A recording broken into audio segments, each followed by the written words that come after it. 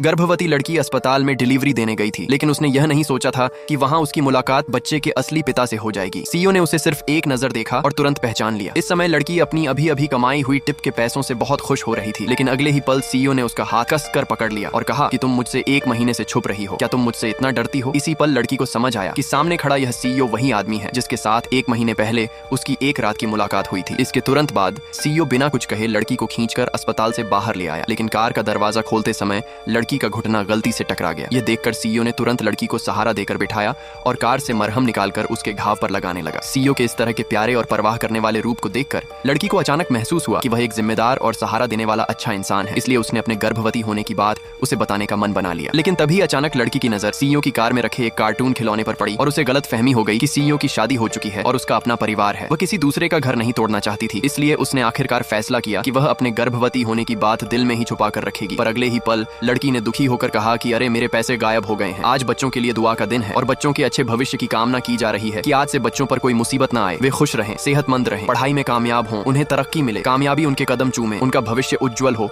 और हर तरफ से उनके पास धन दौलत आए और उनकी जिंदगी में सब कुछ अच्छा हो। लड़की ने कहा कि तुमने मुझे कॉलेज की फीस का सबसे बड़ा इंतजाम करके दिया था। सीईओ ने कहा कि ठीक है, अब सब ठीक है, मुझे पता चल गया है कि वे पैसे किसने ट्रांसफर किए हैं। तुम जाकर सिया चियाचिया के बारे में पता करो और ध्यान रखना कि कोई उसे परेशान न कर पाए। घर पहुंचते ही लड़की ने तुरंत अपनी माँ से सवाल किया कि उसने उसकी कॉलेज की फीस के पैसे क्यों ट्रांसफर कर लिए, लेकिन माँ को इस बात का कोई पछतावा नहीं था और उसने साफ कह दिया कि वे पैसे उसने उसके भाई के लिए ब्रांडेड कपड़े और जूते खरीदने में लगा दिए हैं। लड़की ने तुरंत अपने भाई से वे चीजें वापस लौटाने को कहा, लेकिन उसकी मतलबी माँ ने उसे बुरी तरह डांट दिया। हद तो तब हो गई जब माँ ने उसे जबरदस्ती एक उम्रदराज आदमी से शादी करने के लिए मजबूर किया। लड़की ने बिना सोचे समझे इस बात के लिए साफ मना कर दिया, जिसे देखकर उसकी माँ गुस्से से लाल हो गई और उसने उसे घर से बाहर निकाल दिया। जब लड़की के पास रहने का कोई ठिकाना नहीं था और वह सड़क पर भटक रही थी, तब सीईओ एक फरिश्ते की तरह सही समय पर वहां आ गया। उसने बहुत प्यार से अपना कोट लड़की के कंधों पर डाल दिया और उसे अपने घर ले आया और वहां बड़े प्यार से उसके बाल भी सुखाए। लेकिन लड़की अब भी यही सोच रही थी कि सीईओ की पत्नी और परिवार है और वह उसके लिए कोई मुसीबत खड़ी नहीं करना चाहती थी, इसलिए उसने हिम्मत जुटाकर कहा कि वह बाहर कोई कमरा किराए पर लेकर रहने चली जाएगी। उसने यह कभी नहीं सोचा था कि सीईओ की अगली बात उसकी आंखों में चमक ला देगी। सीईओ ने उससे पूछा कि 1 महीने की अच्छी सैलरी वाली नौकरी है, क्या तुम यह काम करना चाहोगी? लड़की ने पूछा कि क्या यह सिर्फ एक नॉर्मल नौकरी है? पार्ट 2 के लिए कमेंट में यस लिखें।